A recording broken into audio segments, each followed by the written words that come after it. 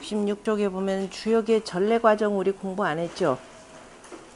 지난번 그 순서에 따라서 그 65쪽 보면은 주역 기초 개념 앞에서 먼저 다 했고, 그 다음에 하도낙서 선우천 8개, 그 다음에 간지법 요거는 다 했죠. 간지법도 24절기까지 도표로 했죠. 쭉 했고, 그 다음에 66쪽이죠. 여러분들 책으로는 그 위에 보면은 주역의 전래 과정이 있을 겁니다. 그 주역이 지금 우리 손에 들어와서 공부하기까지 그 역사적 과정이 참 만만치가 않은데요. 주역이라고 하는 것은 뭐 두루두루 뭐 익혀서 아시겠지만은 원래 진시황제 때 이미 분석행위를 통해서 불타버릴 염려가 있을 것을 미리 공자가 예측을 하고, 뭐 이제 세간에 떠도는 얘기죠 그거는. 그래서 이제 점서로 바꾸었다. 왜냐하면은 진시황제가 자기를 반대하는 세력들과 그 다음에 자신의 그 통치에 위협이 되는 이런 그 서적들을 다 없앨 것이라 라고 얘기를 해서, 그러나 다만 두 가지는 없어지지 않을 것이다. 이러면서 자기 건강과 관련된 의학 서적과 그 다음에 미래를 알 수 있는 주역, 이 두 가지는 없애지 아니할 것이다 라는 이 얘기가 전해지면서 주역은 이후에 신비화되고 신비화됩니다. 다시 말해서 대단히 큰 그 통치 철학임에도 불구하고 오늘날까지 주역 그러면은 역술해서 어느 뭐 개개인의 길흉화복을 점치는 것으로 이렇게 인식이 많이 되고 있는데요. 실제와는 전혀 다릅니다. 그래서 그 주역이라는 것이 중간에 그 호도되는 과정들은 이런 막 한나라 말기 전국 시대를 거치고 한나라 말기에 그 혼란한 상황을 겪으면서, 그리고 또 위진남북조 시기에 들으면서 굉장히 이게 좀 그 신비화되는 경향들이 많습니다.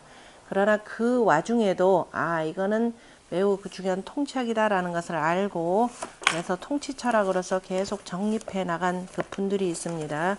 그 속에서 전해지는 과정들을 보면은 주역을 보통 이제 12편 이렇게 표현하죠. 경 2편하고 상경, 하경. 그러니까 그 공자가 문왕이 쓴 주역 괴사, 그 다음에 그 아들인 주공이 쓴 효사, 요것만을 주역에서는 경이라 이렇게 표현한다 그랬죠. 그래서 상경, 하경. 상경이다 그러면은 30개, 중활 2궤까지, 중천 건궤로부터 시작해서 중활 2궤까지의 그 30궤와 그걸 상경이라 합니다. 그 다음에 31번째 택산 함궤로부터 64번째 화수 미제궤까지 총 34궤를 하경이라고 합니다. 그래서 상경, 하경 두 편하고, 그 다음에 공자의 십익전 10편이라 이렇게 흔히들 표현을 합니다. 그 10편으로 나누는 거는 약간의 차이가 있습니다. 나머지는 뭐 다 관계가 없는데, 이를테면은 그 주자 같은 경우는 단전을 상단전, 하단전 또는 서계전을 그 다음에 서계 상전, 서계 하전 이렇게 나누면서 이제 10개로 나누기도 하고, 또 일부는 문제가 되는 것이 이제 상전이죠.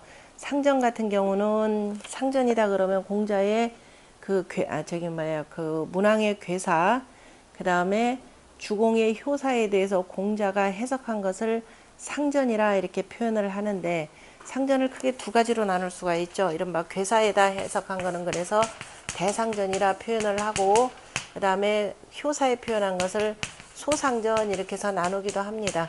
어쨌든 10개까지 채우는 데는 약간의 그 이견이 있으니까 일단 10편이라 두고 보시고 그 다음에 쭉 보도록 하겠습니다. 공부하시면서 주역이 어떻게 전래됐는지는 봐야 되고, 그 다음에 금역과 고역, 다시 말해서 정자와 주자의 그 해석상의 차이가 어디에서 나오는지도 한번 그 짚어보고 개사전에 들어가도록 하겠습니다. 그 66쪽 보면은 그 공자로부터 한나라 때까지, 그러니까 공자가 돌아가시고 난 뒤에 전국시대를 거쳐서 그 다음에 진나라, 진시황제의 진나라를 거치면서, 그 얘기는 뭐냐면은 분석행위 속에서도 살아남은 책이죠. 그래서 그것이 한나라 때까지의 그 전달 과정이 굉장히 중요합니다.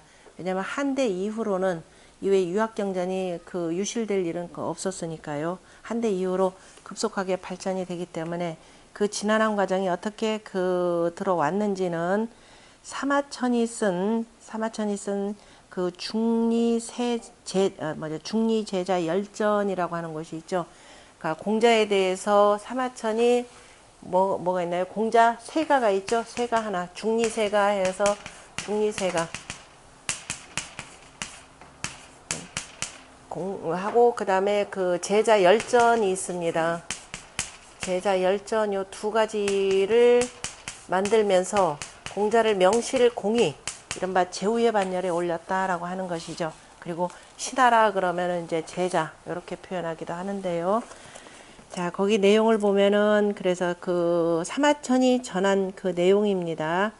그 보면은 상구는 노인이니 너나라 사람이니 자는 자목이요 소 공자 29세라 그랬네요. 공자보다도 나이가 29세가 적다라고 했습니다. 우리가 상구라고 하는 제자는 참 논어에는 안 나타나죠. 안 나타나는데 자, 이 제자한테 그 주역이 같다 이렇게 표현을 하는데 우리가 이제 그 위에 제가 조금 진한 글씨로 이렇게 해놓은 것은 사마천이 기록한 글이고요. 자, 우리가 이제 주석서를 지금 계속 보고 있으니까 이 사마천의 사기의 주석서의 최고는 뭐가 되느냐면 그 밑에 해설이라고 쓴데 보세요. 사기에서 삼가주라 돼 있죠. 가라고 하는 것은 우리가 학파를 얘기합니다. 또는 학자를 표현하는 거죠. 그러니까 세 사람이 그 주석한 삼가주가 가장 유명합니다. 그럼 삼가주 다 모아놓은 책이 있는데요. 그 세 사람이 누구냐면은 남송 때 배인이라고 한 사람이 사기집회라는 것을 썼고요. 그 다음에 당나라 때 사마정이라고 하는 사람이 사기세근이라는 것을 씁니다. 세균이라고 하는 것은 우리 그 주역에서 나오는 그 글입니다. 그러니까 그 글귀를 따서 사기세근 이렇게 표현했고 역시 당나라 때 장수절이라고 하는 사람이 쓴 사기정의가 있습니다. 이 세 사람의 그 주석이 서로 이렇게 보완돼 가면서 사마천의 사기를 읽는데 굉장히 중요한 역할을 합니다. 그 밑에 보면은 그래서 상구라고 하는 사람이 누구냐? 그럼 정의, 왈, 그럼 이때 정의는 누구라는 소리예요? 정의는 앞에 장수절이라고 하는 사람이 쓴 그 주석서죠. 거기에 보면은 반이라 이렇게 되니까 뭐냐면 상구의 구라고 하는 것은 그죠? 구라고 하는 발음을 반이라 이게 반절음 표기법이죠. 우리가 오늘날 중국어를 읽는데 반절음 표기법 예전에는 전부 다 반절음 표기법으로 했는데 요즘에는 로마자 표기법으로 쓰죠. 반절음 표기법까지를 공부를 하려면은 기본적인 한자에 대한 이해가 있어야 됩니다.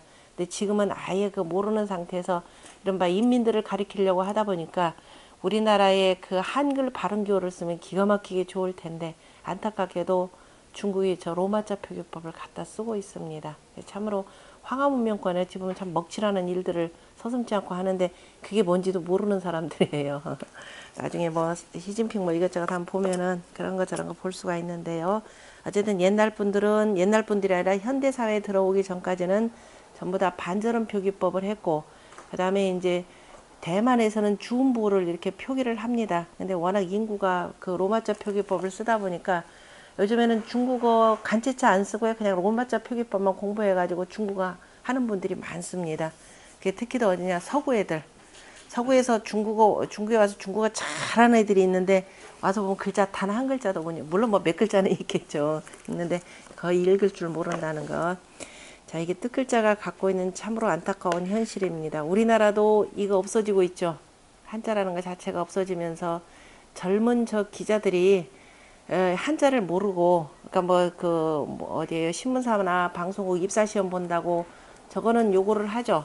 한자 급수시험 몇 급까지는 요거를 할 겁니다. 근데 급수시험 봐가지고 아무것도 못해요. 그러니까 애들이 중국어를 어떻게 하냐. 물론 이제 외신 받으면 외신은 전부 다 영어로 쓰여 있으니까 그래서 영어 발음에 의거해서 모든 웬만한 그 고유명사들은 아예 그냥 중국 발음으로 쓰죠. 그리고 웬만한 단어들도 그냥 중국 발음으로 씁니다. 이를테면 이번에 시진핑 스끈평 하면 될 거를 그죠?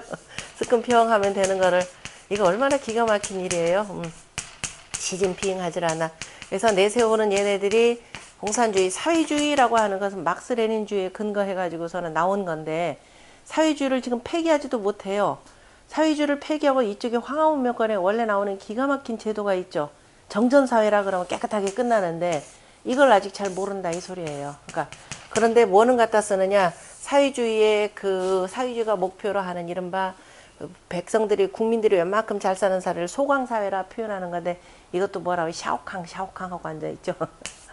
그래서 중국 애들도 문제지만 우리나라는 더 문제가 되더라. 그리고 중국 애들이 이른바 막스레닌주의, 그 다음에 모택동 사상, 등소평 사상, 여기에다가 플러스 과학적 발전관 해가지고 그것도 이제 말이 좀 그러니까 중국 특색 사회주의 이렇게 표현을 하죠.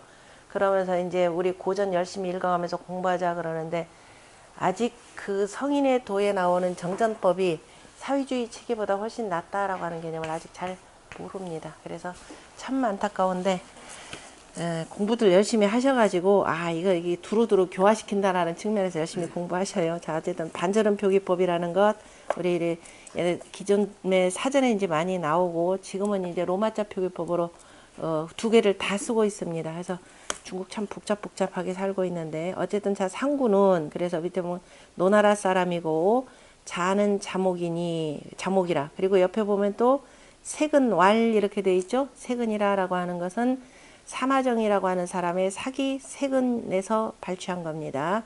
세근에서는 어디를 인용했느냐 하면 가어입니다. 공자 가어죠. 공자 가어라는 책은 한나라 때 나온 책이 되고 그래서 이게 신빙성은 좀 떨어지는데 워낙이나 좀 그 제자들 관련된 자료들이 적으니까 많이 인용되기도 합니다. 그래서 일단은 비판적으로 보는 것이 좋고 일단 그 가어에 보면은 9년 38이나 무자라 그죠. 그 상구의 나이가 38살인데 자식이 없더라 그랬습니다. 그러니까 장가는 갔는데 자식이 없더라. 그래서 모요 갱취시를 한대. 그래 어머니께서 다시 뭐예요? 갱이니까 다시니까 뭐예요? 후처. 다시 장가를 드리려고 하였는데, 그러니까 후처를 얻어서라도 자식을 보려고 했더니 공자왈 그때 선생님께서 말씀하시기를 구과 40 당뇨 오장부자라 그랬네. 오장부자라. 구가 그러니까 이제 상구가 와서 얼마나 선생님한테 하소연했겠습니까? 선생님 저 장가 2번 가고 싶은 생각 없는데 우리 어머니께서 자꾸 이러시는데 어떻게 했으면 좋겠습니까? 와서 하소연을 했겠죠.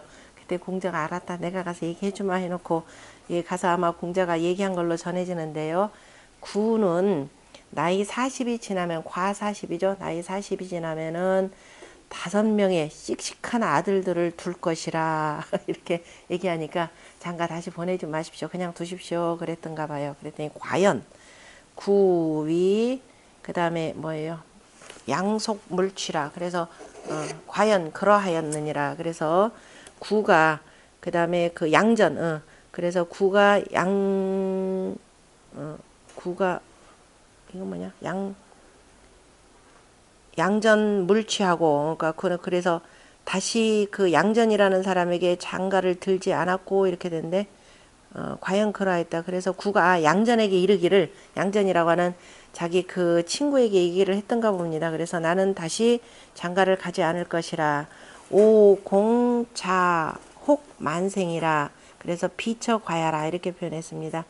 내는 아마도 그 늦게 자식을 얻을 것 같으니 그래서 그 철을 다시 뭐 두지는 않겠다 이런 표현으로 했는데요. 어쨌든 공자의 이 말을 듣고 그다음에 장가 가지 않았고 어쨌든 이러한 제자한테 그 주역을 전했는데요. 그때 소공자 29세라 그랬죠.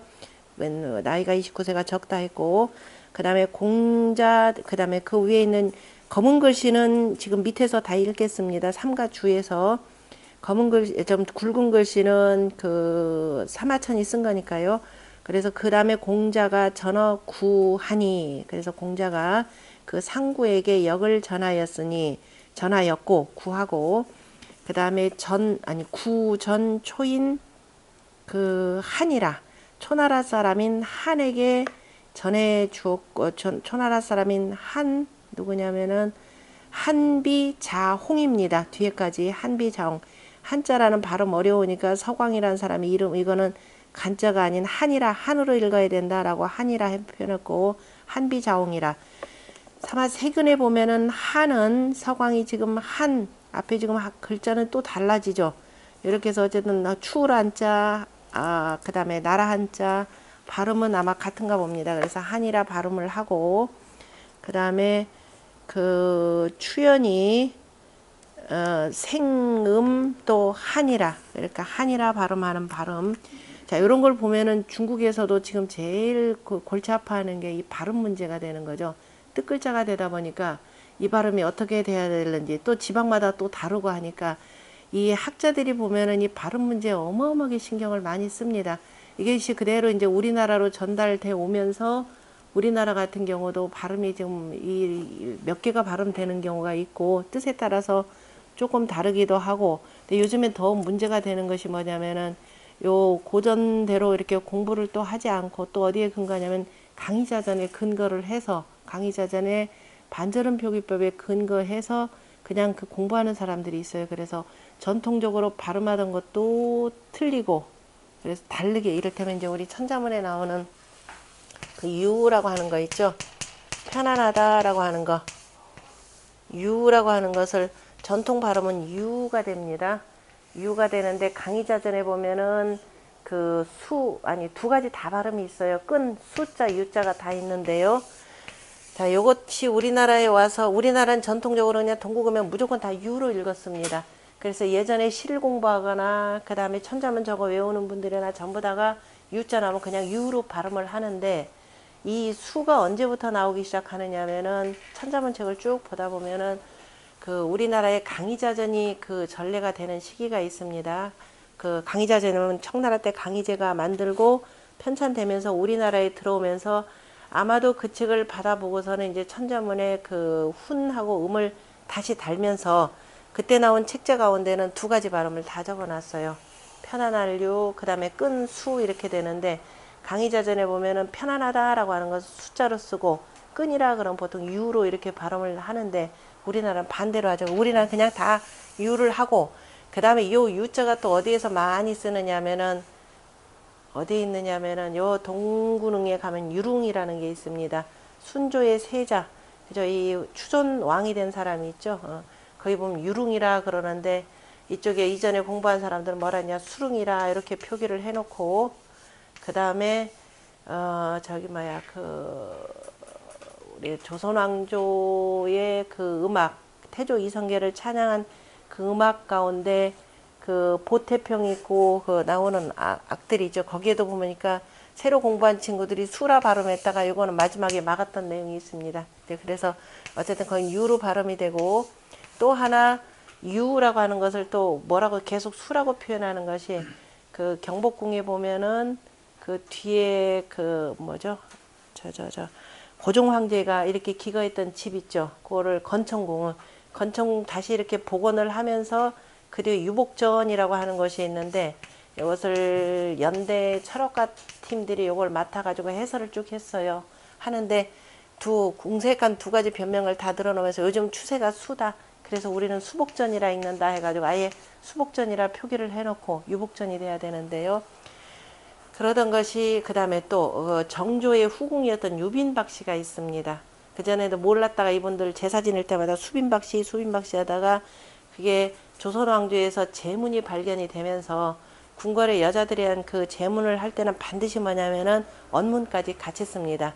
훈민정의 한글 발음까지 쓰는데 거기에 분명히 유빈박 씨 해가지고 나중에 이 집안에서도 지금 박씨 집안에서 아예 지금은 유빈박 씨로 고쳐서 씁니다. 그러니까 이런 발음의 혼란이 우리나라에 지금 굉장히 많이 일어나는데, 굉장히 많이도 아니에요. 실은 원전 공부한 사람들이 없었기 때문에. 그러니까 누가 이른바 유력한 사람들이 그 수라 발음하면 그냥 수로 다 돌아가고 있습니다. 어쨌든 이런 현실이다라고 하는 거, 중국은 또 얼마나 골치 아프겠어요. 그런데 이제 사회주의 정권이 들어서면서 로마자 표기법을 이른바 표준어로, 북경어를 그러니까 표준 발음으로 쭉 정리해가는 과정이죠.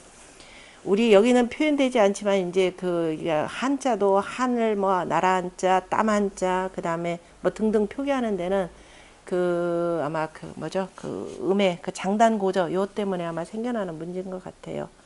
어쨌든 이런 것들이 있다라는 것도 같이 보시고, 그 다음에 안유림전, 그러니까 유림전을 보건대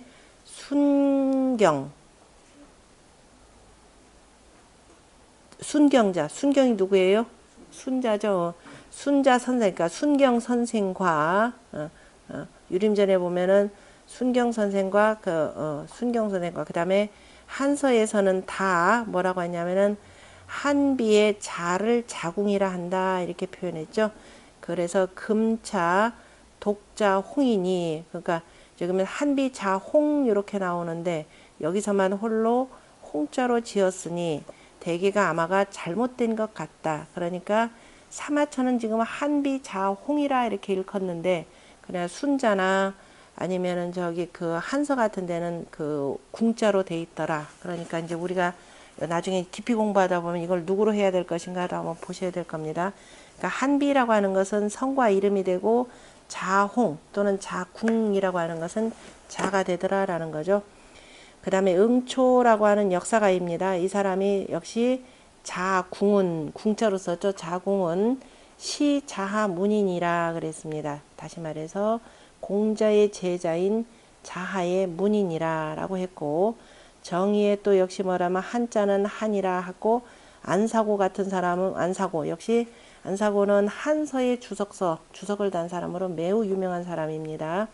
그래서 안사고 같은 사람은 하는 성이라 이렇게 표현했죠. 그 다음에 한서와 순경자에서는 다 자를 자궁이라 라고 했고 그 다음에 그 궁자가 아닌 역시 똑같은 이걸로 계속되네요. 여기서 지금 홍자로 쓴 것은 다 잘못이라 역시 응초라고 하는 사람 자궁이라 썼고 자의 문인이라 그러니까 주석서들을 여하튼 다 갖다 이렇게 집어넣어서 혹시라도 이런저런 의구심 나는 것들을 전부 다 한꺼번에 다 볼 수 있도록 만들었습니다. 그래서 자홍이라고 어쨌든 그 사마천은 했기 때문에 그 자인 그 자홍의 홍이 이렇게 되죠. 홍이 전했다라는 겁니다.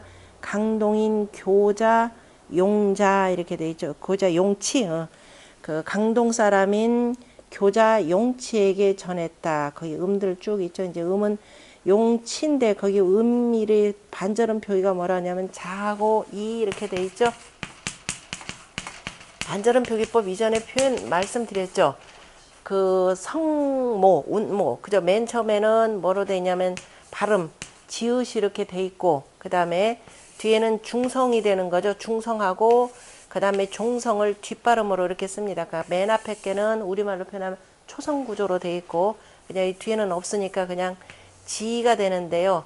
근데 우리는 지로 하지 않고 우리는 치로 발음을 합니다. 그래서 반절음 표기가 이렇게 된다 하더라도 우리 발음은 조금 강하게 들어가서 그래서 치라 용치 병들 치자가 되는 거죠. 세근에 이르기를 유림전과 개본 등에서는 그 또 교자도 화살시자가 아닌 벌레 회자를 썼죠.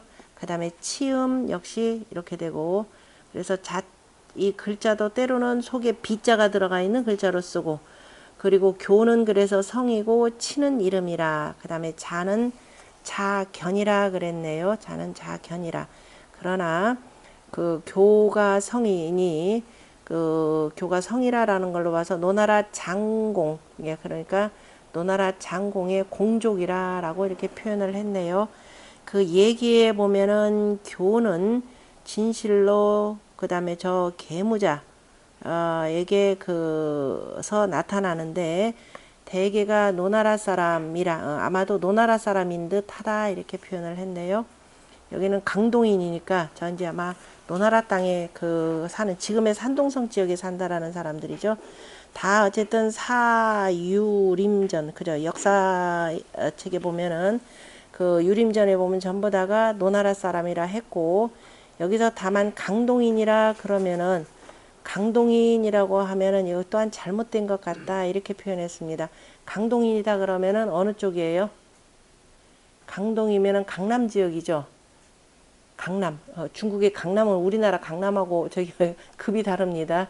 전 세계 최고의 부자가 모여 사는 데가 중국의 강남이죠. 강남 저기 장강 남쪽입니다. 강동이다 그러면은 이쪽에 그 산동 그러니까 이 뭐죠 우리식으로 하면 황해 바닷가다 이렇게 보시면 됩니다. 그러니까 지금 강동인이라는 설이 하나가 있고 노나라 사람이다라는 게 있고 뭐 이렇게 쭉 보시면 되고 유림전에 보면은 그 한비는 강동인이요 또 치인이 또 초나라 사람이라 이렇게 돼 있죠. 강동인이 되니까. 정의에는 그 한서의 것을 인용해서 교자라 이렇게 썼고, 또 노나라 사람이라. 안사고는 그 다음에 교자가 되고, 자는 자용이라 해서 글자가 조금 달라집니다. 그래서 우리는 자가 아니라 그러니까 치 발음으로 하는 것이죠. 그 다음에 그 치가 그 다음에 누구한테 변했냐면은 연나라 사람인 주자 가수에게 전하였다라고 했습니다. 나머지 이제 쭉 그런 방식으로 읽으시면 됩니다. 그 다음에 그 수는 순우인 광자승우라. 그 순우 사람인 바로 광자승우에게 전하였고, 그 다음에 그 우는 그죠, 뒤에 글자를 다 따는 거죠. 우는 전제인 전자장하라. 제나라 사람인 전자장하에게 전하였다라고 하였고, 그 다음에 그 하는 그러니까 전자장하죠. 전자장하의 하는 동무인인 왕자 중동에게 전하였고, 그 동은 그러니까 왕자 중동은 동은 그 다음에 치천인인 양하 사람에게 전하였고, 그래서 여기까지죠. 전하였고, 그 양하는 원소 중에 이 치역의 한중대부라 이렇게 되어 있는데요. 그 양하가 원삭이라는 한무제 때 연호입니다. 한무제 때 연호인 그 원삭 연간에 역을 다스려서 역에 굉장히 뛰어나서 한나라의 그 중대부가 되었다라고 했는데요. 마지막에 나오는 그 양하라는 사람만 하나 맨 밑줄에서 보도록 하겠습니다. 그 세근에 보면은 지금 상구로부터 그 다음에 여기 양하에까지 그죠?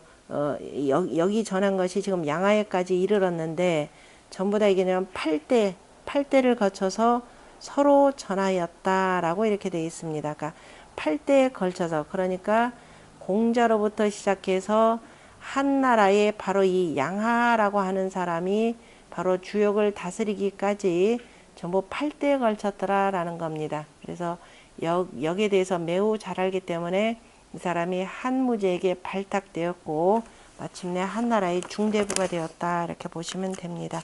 나머지 아까 읽는 방법은 쭉 써놨으니까요.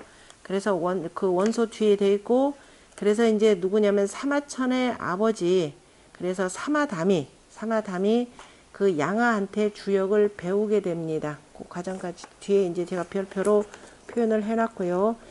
자, 그렇게 해서 이제 한나라 때 이후로는 자, 유학을 국시로 내걸고 모든 관리들은 기본적으로 유학 공부를 해야만이 관직에 진출할 수 있을 정도로 아주 학문이 크게 발전을 합니다.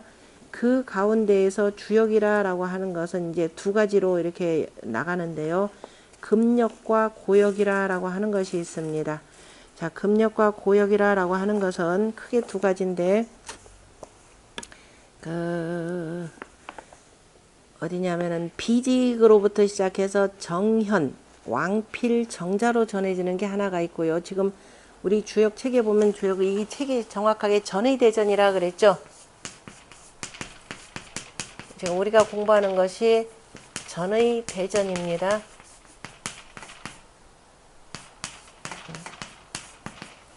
그러면은 누가 전한 거냐면 지금 정자죠. 정자가 주석을 다룬 것이 전이 되고, 정자가 안돼 정의천 선생입니다. 동생이죠. 정의천이 되고, 그 다음에 의 그러면은 본의가 됩니다.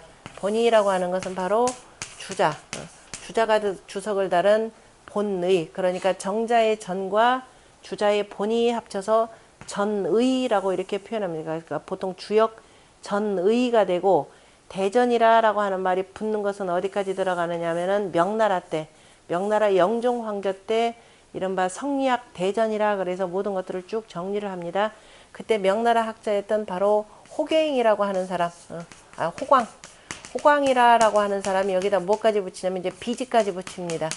그러니까 그 전의에다가 그 다음에 그 온갖 성리학자들의 세주, 그러니까 주자나 정자의 해석이 조금 부족해서 이것을 보완한 것을 다시 또 씁니다. 그러니까 이제 정자도 나중에 다시 좀 더 보완하고 주자도 다시 또 보완을 하고 그 다음에 기타 등등의 학자들이 전부 다가 다시 좀 보완을 한 것들을 앞에다 다시 아주 굉장히 체계적으로 두었어요. 그러니까 앞에 이를테면 주자 해석이 잘 이해가 안 된다 그러면 뒤쪽 계속 보면 돼요.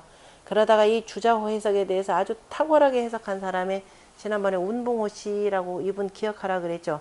원나라 때 학자입니다. 그 누구죠? 갑자기 이름 잊어버렸네. 운봉호 씨니까 이름 잊어버렸네. 이 사람 호병문이라고 하는 사람입니다.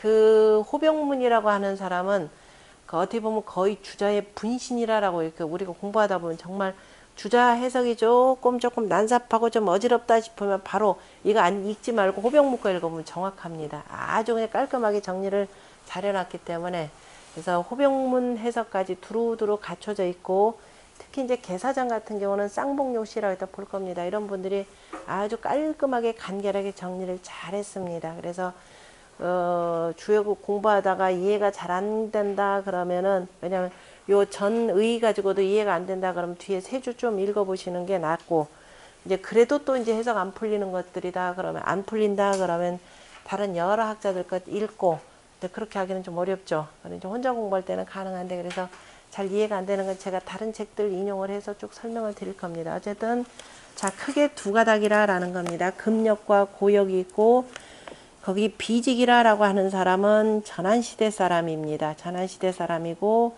자 여기에 언급되는 사람들은 나름대로 막강한 주역 해설서 하나씩 다 쓴 사람들입니다.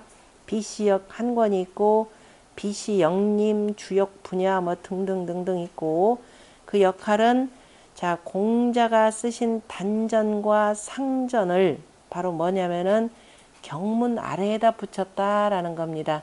지금 우리가 공부할 때 보면 주역이다 그러면 주역에 문항의 해설이 나오고 거기에다가 공자가 그 주석을 달은 단이 있죠. 단전이 있고 그 다음에 상전이 있습니다. 그것을 바로 그 경문 아래에다 바로 붙였더라. 옛날에는 십익전이 앞에 경문만 다 있고 십익전은 저 뒤로 다 있었습니다.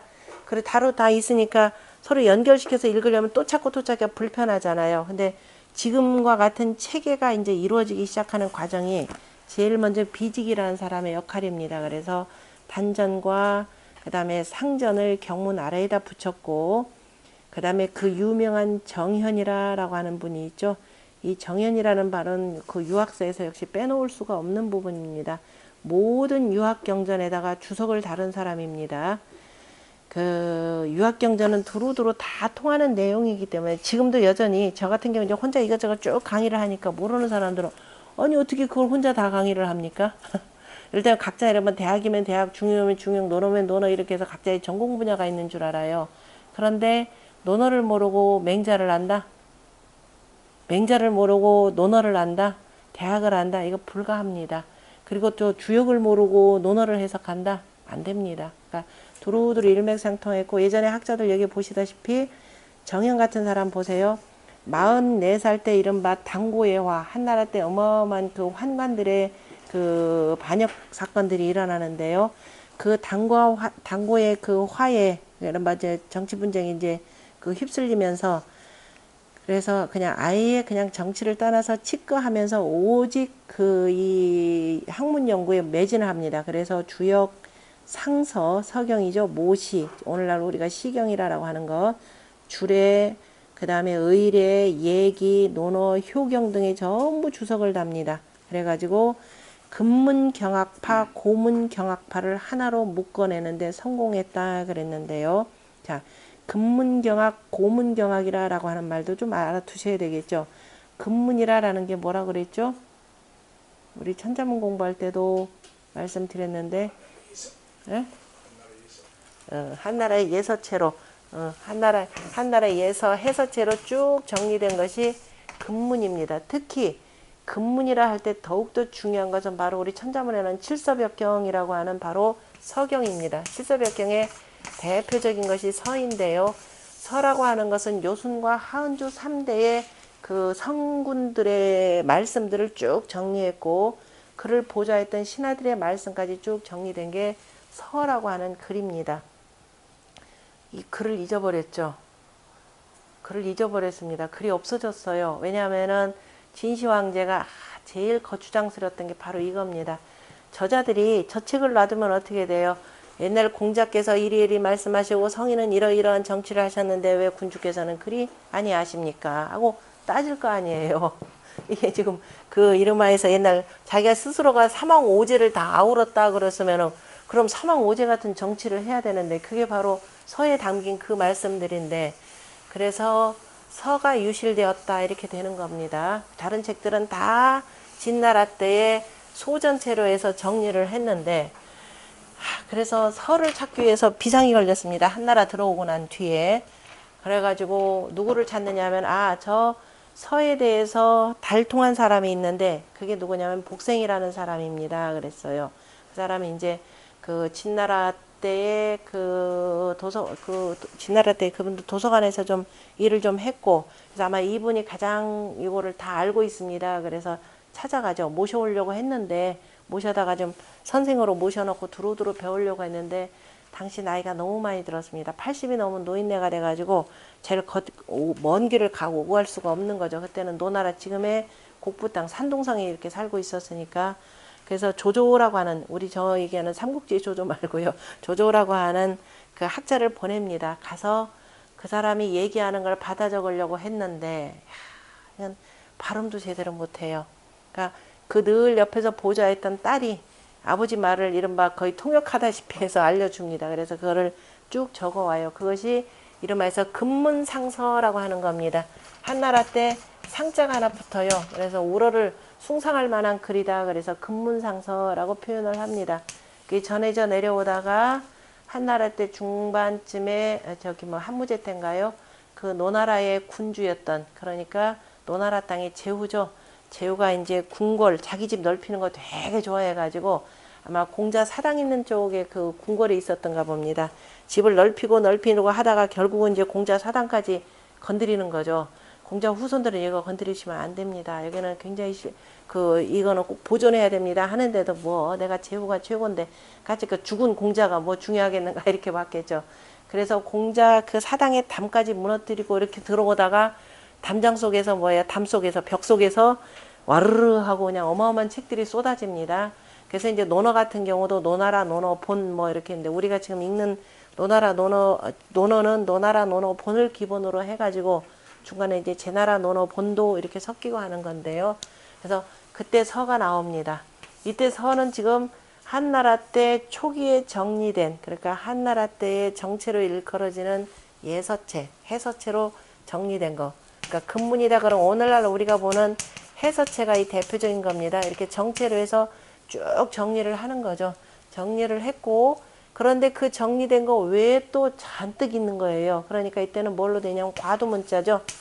과두문자는 옛날에 그 죽간에다가 쓰다 보니까 글자들을 좀 이렇게 파내야 되고 과두 마치 그 올챙이처럼 생긴 모습이 과두 맞나요?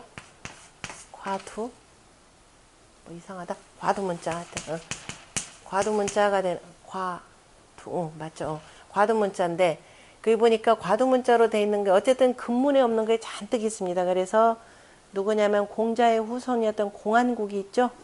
공안국이 지금 금문상사하고 대조를 해가면서 이걸 전부 다 해석을 다 해냅니다. 그래서 과두문자로 돼 있는 그 고문상서를 다 지금 한나라 때 저 금문으로 바꿔가지고 근데 이제 그때 새롭게 발견된 편을 뭐라고 표현하냐면 고문상서라 이렇게 표현합니다. 오늘날 우리가 서경을 공부할 때 반드시 앞에 뭐라고 나오냐면 금문에는 있고 고문에는 없다.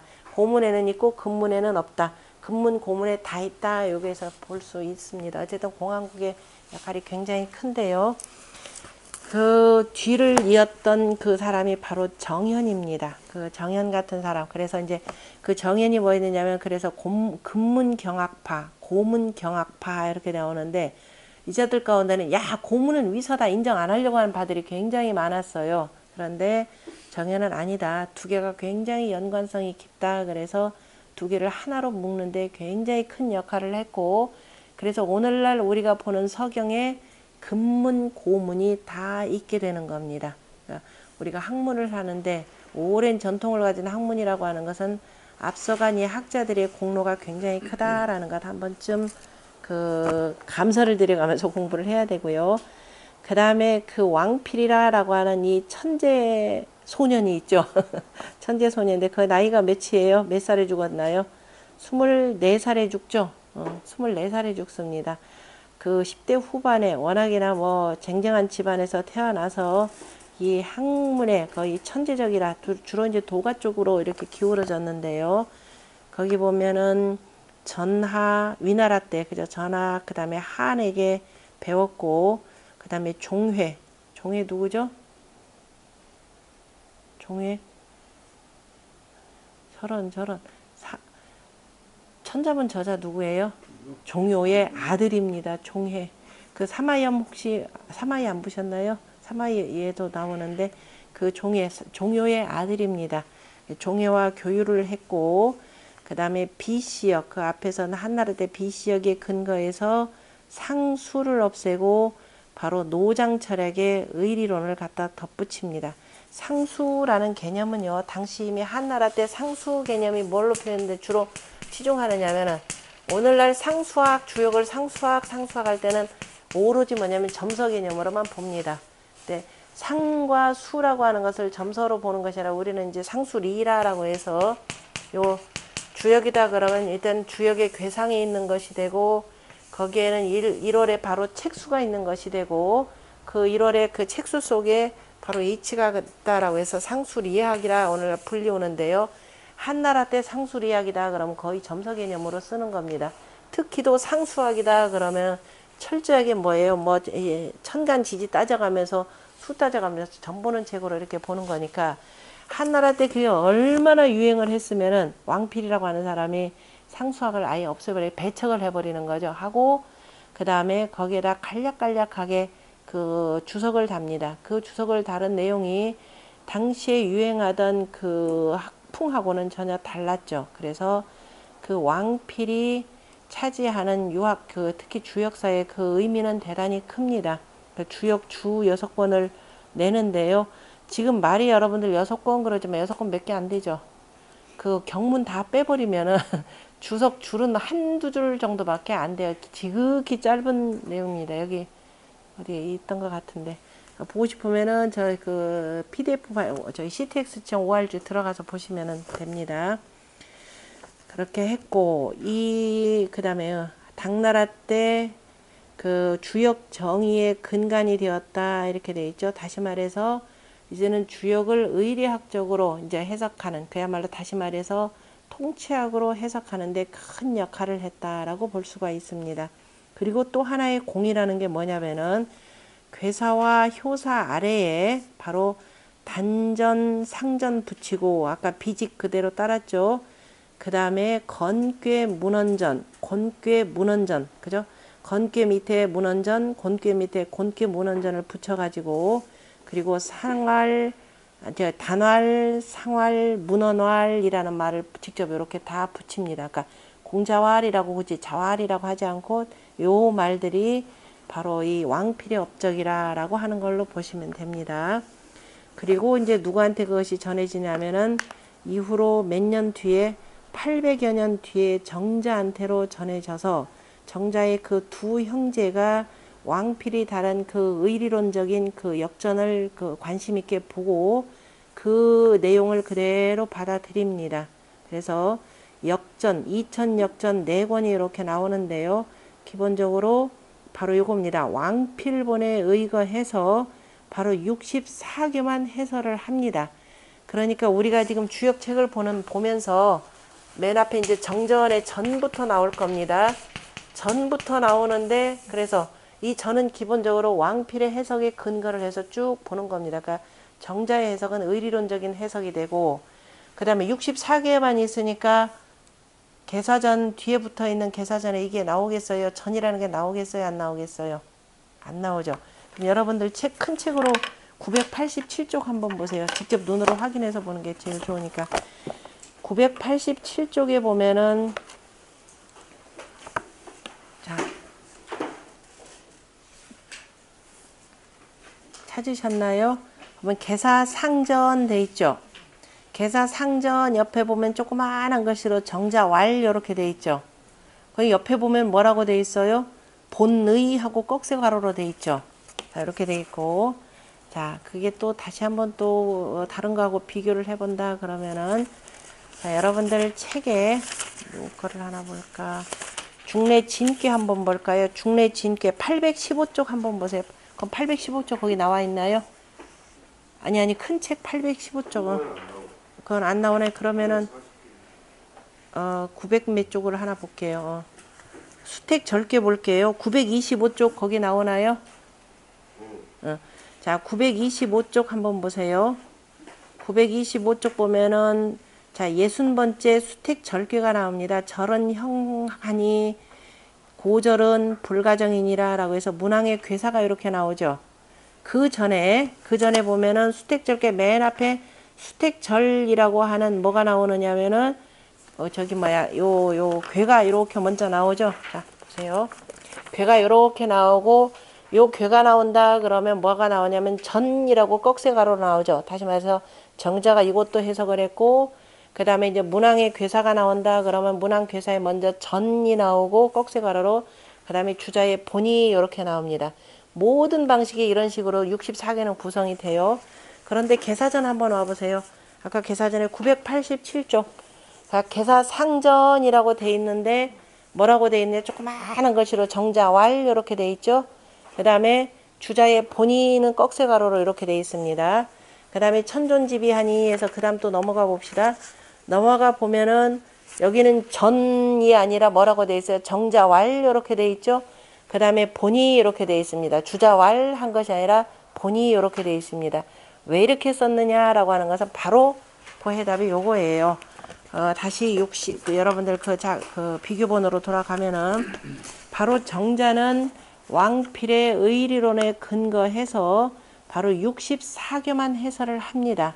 그러다가 나중에 그 다음에 60세에 바로 역전 초고 완성을 했고 발표하지 않다가 신법당에 반대하다, 그러니까 신법당에 반대하다면 사막광이죠. 사막광들과 더불어서 이게 지금 이 정치적으로 맞섭니다. 왜냐하면 급진개혁파입니다. 신법당이라 그러면은 급진개혁파라고 하는 것은 그 전에도 한번 나왔겠지만 급진개혁파들은 이쪽은 좀 보수적이에요. 이쪽 보수파들이 되고, 급진개혁파들은 기본적으로 뭘 주장하느냐 하면은 아까 나온 정전법 있죠. 이거 빨리 시행하자. 이걸 이렇게 하고, 에이 그거 빨리 쉽지 않다. 이렇게 해서 어쨌든 이게 서로 간에 이게 정적으로 맞섭니다. 그러다가 이제 유배되었다가 바로 67살 때 2000 역전을 이전에 봤던 그저 수정해가지고 수정하고 완전히 수정해서 새로 쓰고요. 새로 썼다기보다 많이 수정을 하죠. 그리고 그때 뭐를 짓느냐면은 역전서를 짓습니다. 역전서가 오늘날까지 굉장히 유명해진 것인데요. 이 역전서는 나중에 64개 본문 들어가기 전에 공부할 겁니다. 요 책 뒤에도 붙여놓기는 붙여놨는데요. 그 역전서 읽으려면은 공자의 이 개사전을 좀 봐야 쉽게 이해가 되니까 그때 읽도록 하겠습니다. 역전서도 이 글 내용이 워낙 좋다고 해서 오늘날 요거 외우고 계시는 분들 많아요. 공부 조금 하신 분들은. 그러나 이제 발표하지 않고 임종 전에 그 제자인 윤돈하고 그 장력한테 전했죠. 그래서 이제 이때 뽑았던 내용들을 가지고 이제 여기다 후대에 그 호광 같은 사람들이 이렇게 쭉 정리를 하는 겁니다. 이것이 바로 금력이라고 불리우는 그 역의 그 성립 과정이고요. 그 다음에 고역이라고 하는 것은 바로 이제 송나라 때 이제 그렇게 해서 전해진 것들이, 그죠? 정현으로 해서 쭉 전해진 것들이, 자, 어떻게 되면 그 다음에 숭산조열지라고 하는 분이 계십니다. 역시 송나라 때 사람이죠. 송산조열지라고 하는 사람이 바로 주역 본의, 그러니까 주역이란다. 주자의 주역 본의의 그 가장 저본이 되는 고주역이라고 하는 것을 씁니다. 다시 말해서 주자는 정자보다는 오히려 누구를 학문으로 따랐느냐면은 조열지의 해석을 더 우선으로 여겼다라는 거죠.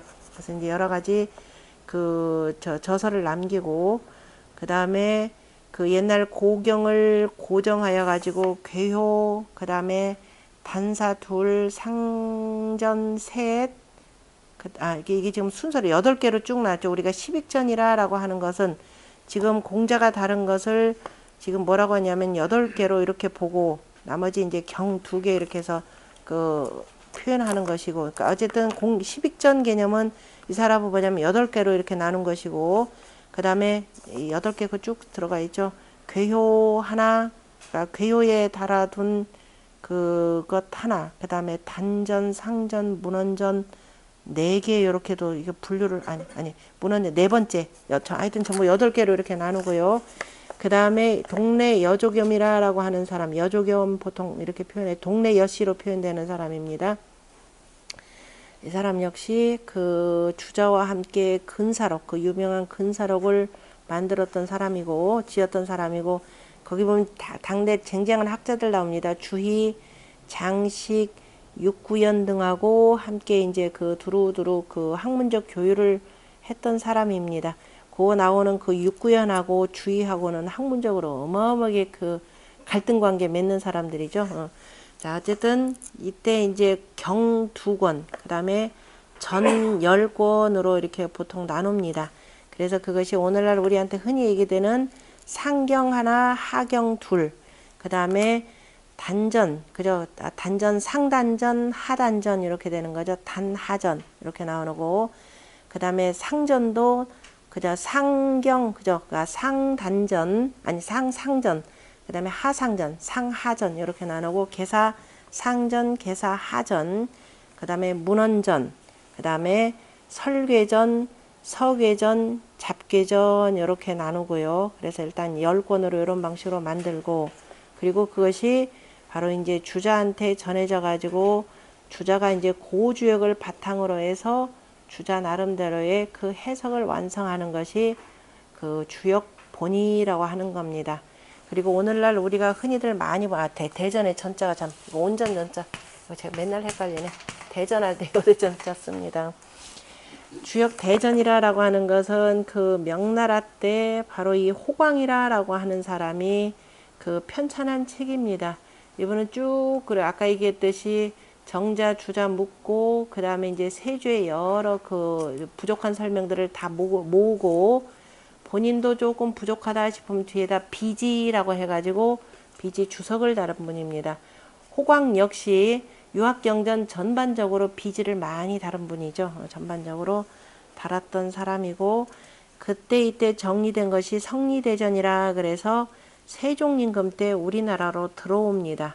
우리나라로 들어와서 세종임금이 이른바 훈민정음을 창제하는데 결정적 역할을 한 책들입니다. 왜냐하면 그때 그 속에는 저기 누구예요? 소광절 선생의 황극경세라고 하는 책들이 있고, 그 다음에 이 주역이라고 하는 것을 그 그림으로 태극도죠. 음양 태극도로 아주 잘 그려놔서 그 세종임금이 훈민정음 창제하는데 아주 결정적 공헌을 한 책들입니다. 이것이 지금 우리가 지금 보는 책들이고요. 여기에 보면은 토가 달렸죠. 우리가 지금 보는 책에 보면은 한글 토가 달렸습니다. 언제 현토가 붙었고 언해를 붙였는지는 모르는데, 우리가 지금 명문당 거는 언제 나온 거냐면 1923년 조선도서 주식회사에서 발간된 것을 저본으로 해서 명문당 편집부에서 교열한 겁니다. 그런데 교열을 하더라도 뭐 저도 책 써보지만은 오타들이 좀 있죠. 제 책에도 여전히 오타가 있고, 그래서 나중에 이제 필요한 오타들 수정은 저 나중에 그 PDF 파일, 원본 파일을 기본으로 해서, 그러니까 주역 전이대전이 하나가 있고, 그 다음에 주역 정의가 있습니다. 그러니까 한나라 때, 당나라 때 완성된 주역 정의가 있는데요. 이 두 개의 원본을 근거로 해서 제가 글자가 잘못되면 잘못된 거 말씀드리겠습니다. 공부하다가. 이것이 주역의 우리 공부하는데 기본적인 개론이라 보시면 되고, 뒤에 붙어 있는 역전서는 아까도 말씀드렸지만은 64개 들어갈 때, 건께 들어가기 직전에 한번 공부하도록 하겠습니다. 나머지는 전체적으로 한번 다 본 내용들이니까요. 이걸 기초로 해서 5분 있다가 개사전 들어가겠습니다.